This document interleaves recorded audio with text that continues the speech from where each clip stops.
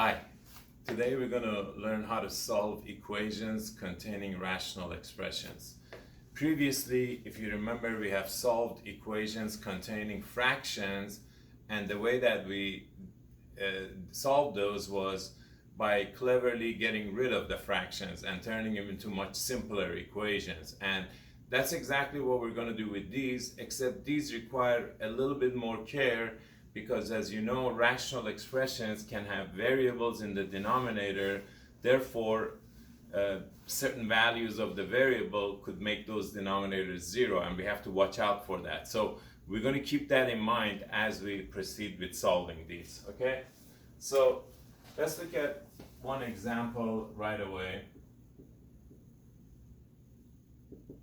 Suppose we want to solve this equation.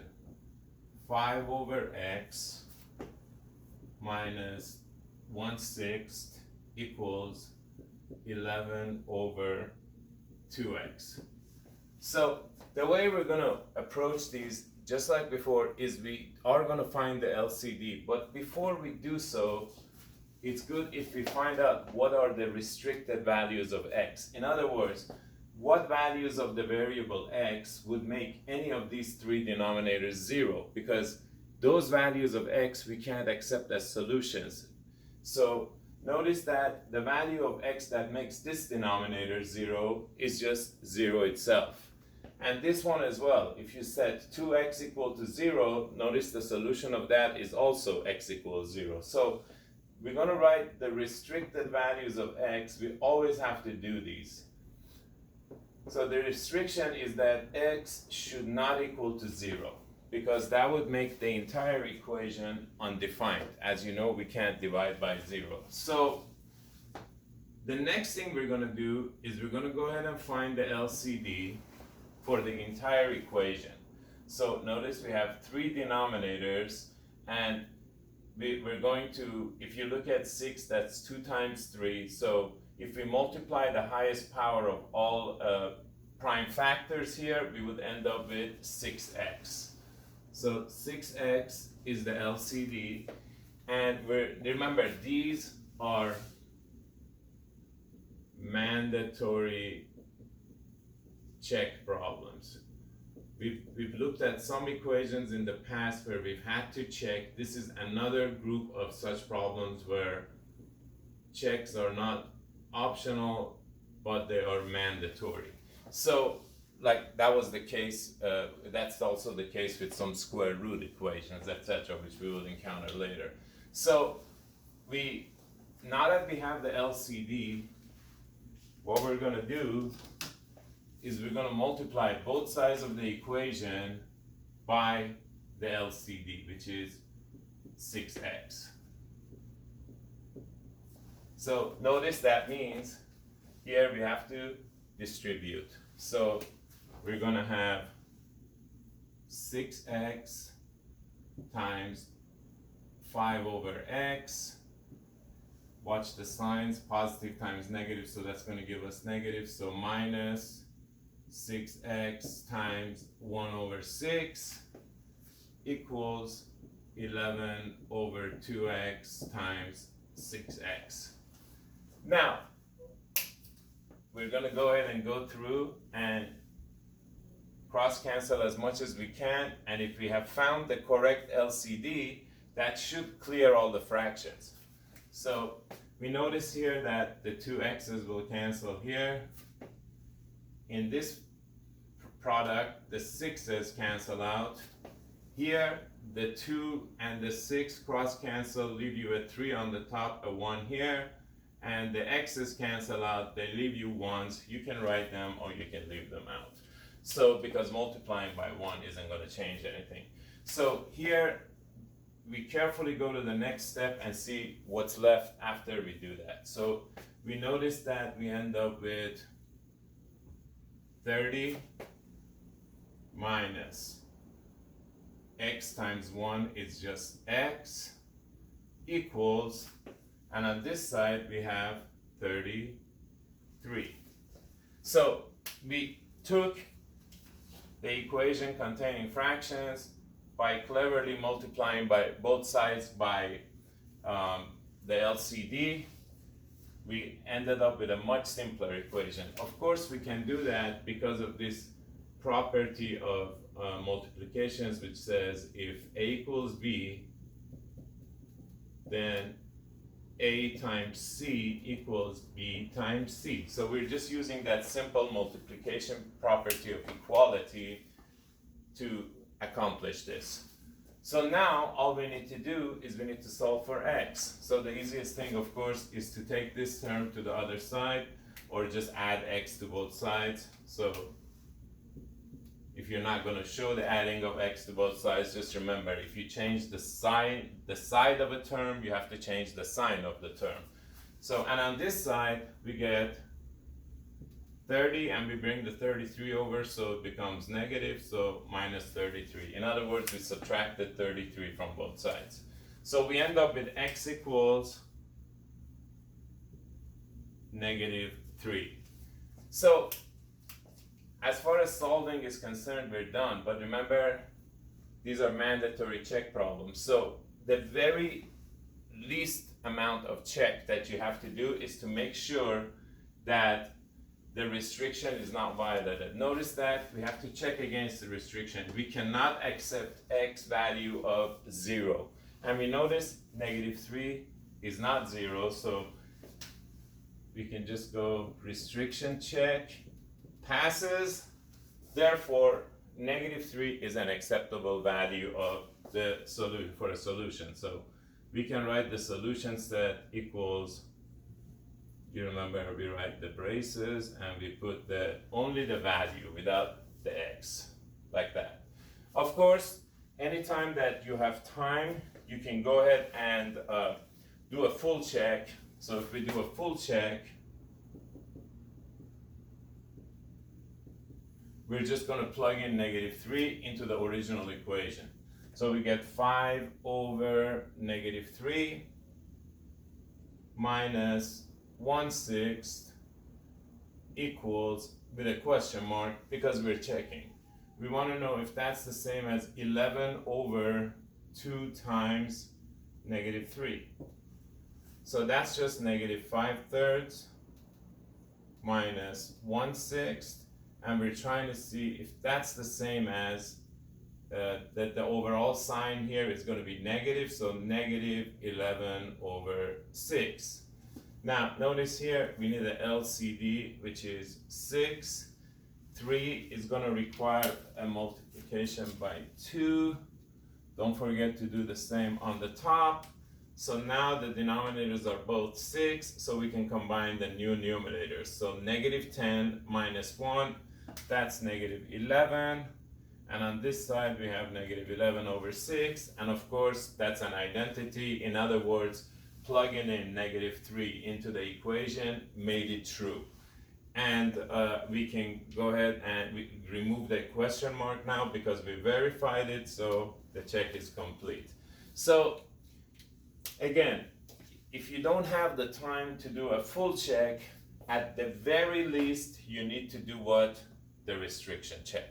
And make sure the value of x that you found is not a restricted value of x, like that. So as you notice, the procedure is simple. So the first thing you're going to do is you're going to determine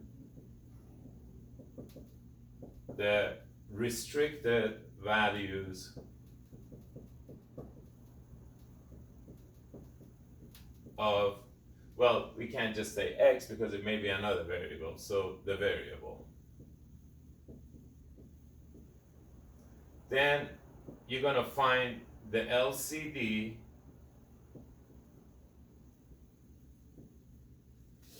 and multiply it by both sides of the equation.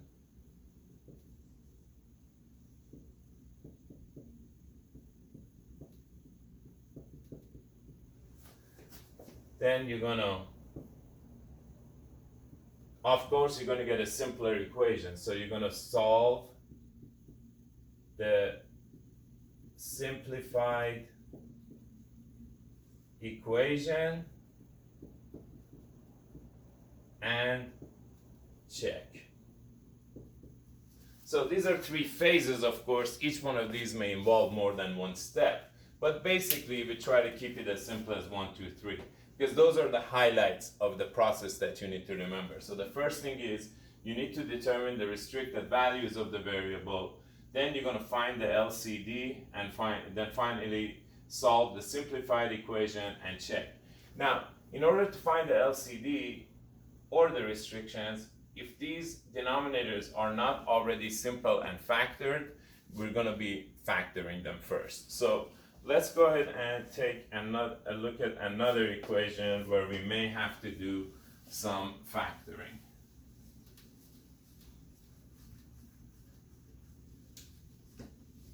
So this is again when your factoring techniques are going to be required. But as long as you have mastered chapter 6, you should have no problems doing so. So let's go ahead and look at this problem.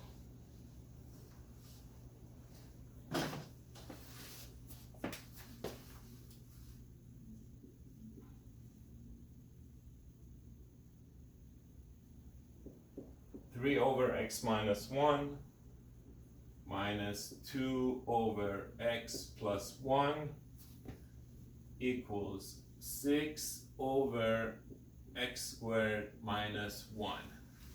So before we try to find the restricted values of x or the LCD, it's very helpful to go ahead and see if there is any factoring of any of the denominators that's possible. And we notice this one is a factorable denominator. It's a difference of squares, and we know that it factors as a product of two conjugates. So we're going to rewrite the first two, and we're going to write this one in factored form. So as you know, it becomes x plus 1 times x minus 1. Remember that the rule is f squared minus l squared equals f plus l times f minus l. Here f is x and l is 1. So that's the rule that we applied. So now we're ready to go ahead and find the restricted values of x. So notice that the value of x that would make this denominator 0 is x equals 1, right? Now that's very easy to find by just looking at it, or if you don't see it that way, you can always just set that denominator equal to 0 and solve for x. See? You get x equals 1. The one that makes this one 0, of course, is x equals negative 1. And notice the same two values, 1 and negative 1, would make this last denominator 0 as well. And that's all there is. So the two values of x that we cannot accept as solutions are 1 and negative 1. So x should not be negative 1 or 1. That's the restriction in this problem that we have to respect. So then we go ahead and move on to finding the LCD, and the reason we want this factored because it makes this step much easier as well. So we go ahead and find the least common denominator. Remember the rule. To find the LCD, multiply the highest powers of all prime factors, basically. So in this case, we have just two factors. They're binomial factors. One is x minus 1, the other one is x plus 1. So the highest power of x minus 1 we see in any denominator is just the first power, x minus 1, and the same with x plus 1. So the LCD is very simple. It's actually this last denominator. So the LCD is x plus 1 times x minus 1. Okay, so at this point, you should be able to finish this. So I would recommend you pause the video and proceed. You know what to do. Multiply both sides by the LCD, then clear it, and you get a much simpler equation with no fractions. Solve it, and then make sure you do a restriction check. So go ahead and pause the video and do that, and then come back. Okay, I'm hoping you're just returning from a pause. So remember, we're going to take the LCD and we're going to multiply it on both sides. Notice we have 1, 2, 3 terms. So because of distribution, each of those 3 terms needs to get multiplied by the LCD, which is x plus 1 times x minus 1. So the same here. And finally on this side. All right. So again, we're not using the LCD to combine fractions. We're using it to clear fractions. And now we notice here, we're going to simplify as much as possible. We notice the x minus 1s here cancel out. In this term, the x plus 1s cancel out. Here, both of these binomial factors cancel out, right? So we end up with a much simpler equation, namely 3 times x plus 1 minus 2 times x minus 1. Notice I don't distribute in my head. I wait till the next step, because that's when mistakes are made. When you try to do too much in one step, you could mess up the signs easily. And on this side, we just have 6. So now we see that's a much simpler equation. We're going to go ahead and solve it. So we get 3x, remember we got to distribute the 3, plus 3, and here we're going to distribute the negative 2. So we get minus 2x, and then plus 2 equals 6.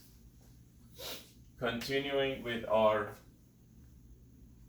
solving of this equation here, we get combine the x terms, that gives us just 1x or just x, plus 5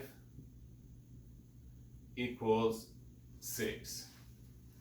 And solving for x, we move the 5 to the other side or subtract 5 from both sides. We get 6 minus 5, so we get x equals 1.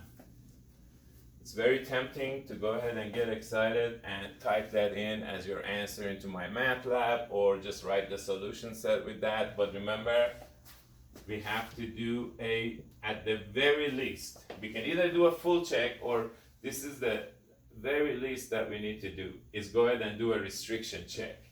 Now we go up here to find that the restricted values of x are 1 and negative 1. That means if one of those appears as a solution, we have to reject it, because it's one of those values that would make the denominator 0. Notice x equals 1 is precisely one of those restricted values of x. So we have to say that this restriction check failed. So the only potential solution actually turned out not to be an acceptable solution. So if the only potential solution turns out not to be a solution, that means there are no solutions. So in this case, you write the solution set equals empty. Remember, that's a large O with a bar through it like that. Now, you can also write just the braces with nothing inside them. That's the same thing as the empty set or the null set. Either way, N-U-L-L. Okay, so here we find the equation. Remember, just because you have an equation doesn't mean you're definitely going to have a solution. So here's an equation that actually doesn't end up having any solutions. You're not going to find any value of x that's going to make this equation true. Okay, so let's go ahead and look at a couple more examples together. You basically have the procedure down. Remember, find the restrictions, then find the LCD, clear the fractions, solve the much simpler equation, and then do a restriction check. Simple as that. So if you keep all of that in mind, you should have no problems. Now, we're going to look at another example, which is also going to involve some factoring. We already mentioned at the beginning of this chapter that doing anything with rational expressions or equations without factoring is pretty much an impossible task. Okay, so let's look at this one now.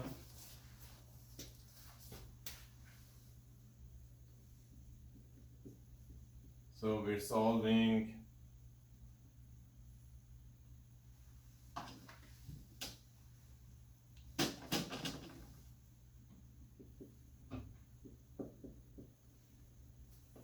four over a squared minus 9 minus 3 over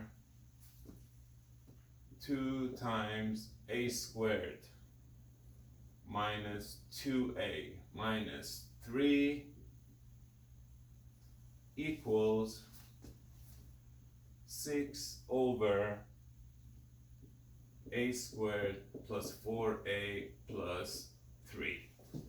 Okay, so remember that you're going to go ahead and factor all the denominators first in order to make it easier to find both the restrictions as well as the LCD.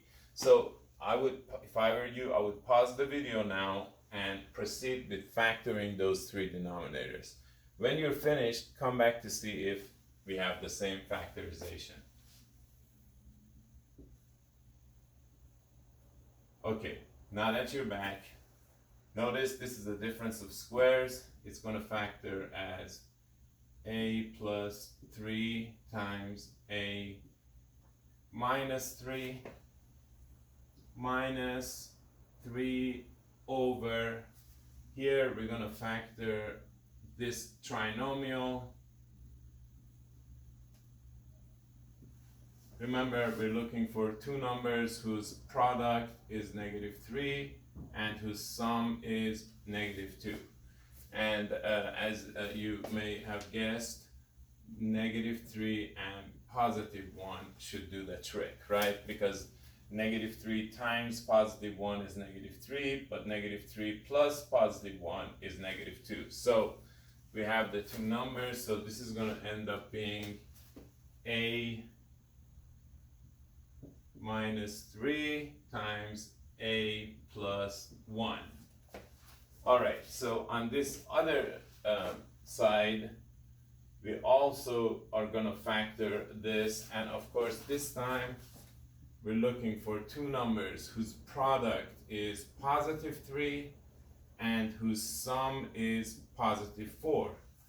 And as you have guessed, +1 and +3 should do the trick. Notice when you multiply them, you get +3. When you add them, you get +4. So here we have a plus 1 times a plus 3. Okay, so we are ready to go ahead and write the restricted values of a. Notice that the values of a that would make any of these denominators 0 include -3 for this one, +3 here, that's just another +3, we don't need to write it twice, and -1. So a should not be -3, -1, or +3. If a ends up being any of those three values, we cannot accept it as a solution. So the LCD here, notice we have a factor of 2, we need that. And we also have, excuse me, we also have a factor of a plus 3, one of a minus 3, and one of a plus 1.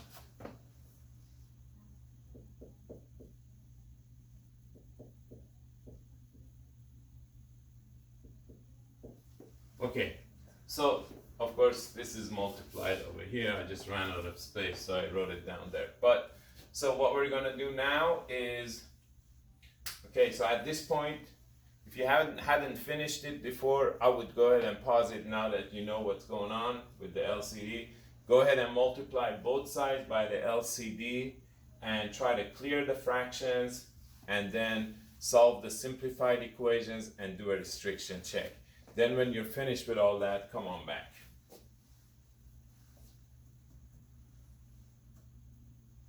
Okay, now that you're back, we're going to go ahead and proceed with multiplying both sides by the LCD.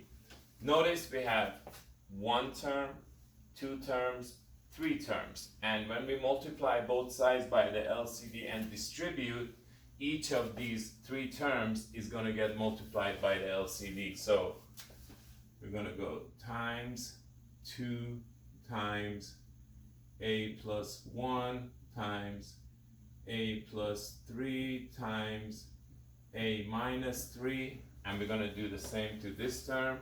So times 2 times a plus 1 times a plus 3 times a minus 3, and finally on this side times 2 times a plus 1 times a plus 3 times a minus 3. Okay, so now we're going to go ahead and cross cancel as much as we can. So we notice that in this first term we can cross cancel the a plus 3's as well as the a minus 3 factors. In this middle, in this second term, we can cancel the 2's. We can cancel this a minus 3 and that a minus 3, and we can cancel the a plus 1's. Okay? Notice I'm using different colors. I'd recommend that you do the same. It makes it easier to see what's going on, what was already there, etc. So here we're going to go ahead and cancel the a plus 1 and the a plus 3. Okay? So this is where you have to be really careful. Going from this step to the next is where most students make their mistakes. So be really careful here. Okay? So here we have 4 times 2, which is 8 times a plus 1. That's what's left here. Here we have a 3, so minus 3, and notice that the only thing else left is a plus 3. On this side we have 6 times 2, which is 12 times a minus 3. Okay, so that rather complicated looking equation turned into this much simpler equation, which we're now going to solve. Okay, so we get 8a plus 8. Now we're going to distribute the negative 3, so we get minus 3a minus 9. Be very careful with the signs. And on this side we have 12a minus 36. Alright, so this is just a simple linear equation, right? So the rule is simple. Get all your variables on one side and the constants on the other side and solve. But before you do that, you should always simplify each side. So never start moving terms around until you've simplified both sides. So notice that here we end up with 5a minus 1, right? 5a and then minus 1 equals 12a minus 36. So we have at this point we're ready to go ahead and move the variables to one side, constants to the other side, and we have a choice. We can move either group to either side, but usually my recommendation is with linear equations, see where the larger coefficient of the variable is, move the variables to that side. That way you don't end up with a negative coefficient in the next step. Not a huge deal, just a recommendation. So it's not a mandatory move. So I'm going to go ahead and move the a's to that side. So I have 12a When I move the 5a over, it becomes negative 5a because essentially we're subtracting 5a from both sides. On this side, we have the negative 1, doesn't change signs because it's not changing sides, but the negative 36 we're going to move over here, so it becomes plus 36 because we're basically adding 36 to both sides. So we end up with 35 equals 7a. We go ahead and divide both sides by 7.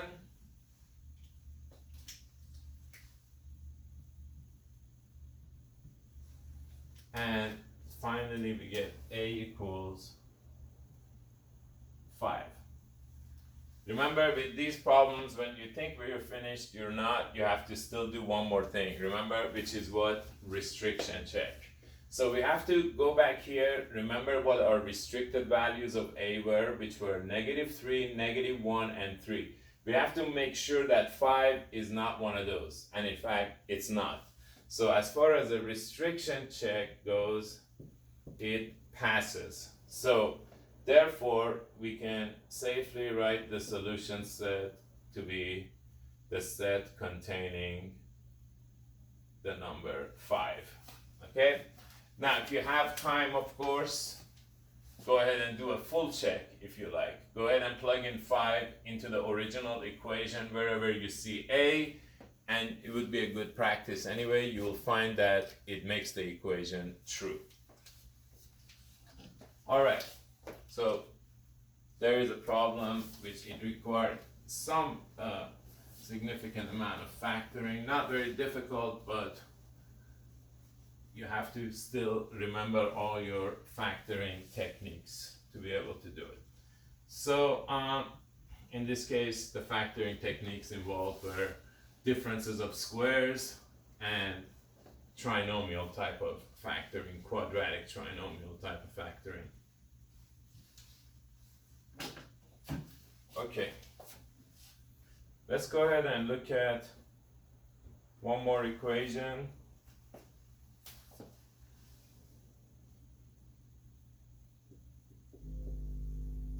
Here we're going to look at 4 over 2x plus 1 equals 2 over x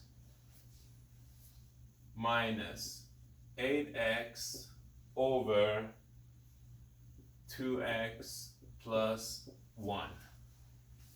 Okay, so as you know the drill, I would like you to go ahead and pause the video, try to solve it on your own before you come back to join me, because you have enough information where you should be able to solve this on your own now. So go ahead and pause the video and try it. And you're back. So I'm assuming you've tried it, hopefully. So here we're going to find the restricted values of x first. Remember, in order to do that, that's very easy. Just look at each denominator and see what value of x makes it 0. If you can do it in your head, fine. If you can't, no big deal. Just take the denominator, 2x plus 1, set it equal to 0. Remember, these are simple prime polynomials, so there is no factoring required here. Just set that equal to 0, solve it. You get 2x equals -1, x equals -1/2, okay? So the value of x that makes this particular denominator 0 is -1/2, so we can't accept it as a solution. The only other denominator which is different is this one, and of course the value of x that makes that one 0 is 0 itself. So the restrictions here are that x should not equal to -1/2 or 0. We can accept all values of x except for those two. All right, now we're ready to go ahead and find the LCD. For the LCD, remember, we're going to multiply the highest power of all prime factors, and we only have two different kinds of factors, 2x plus 1 and x, and the highest power of either one is just the first power. So the LCD is simple. It's just going to be x times 2x plus 1.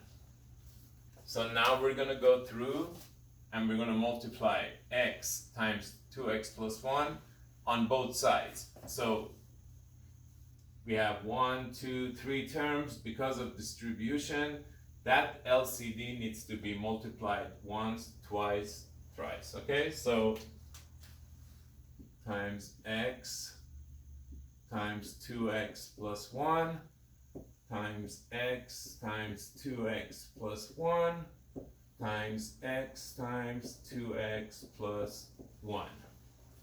All right, now we go ahead and go through and cross cancel as much as we can.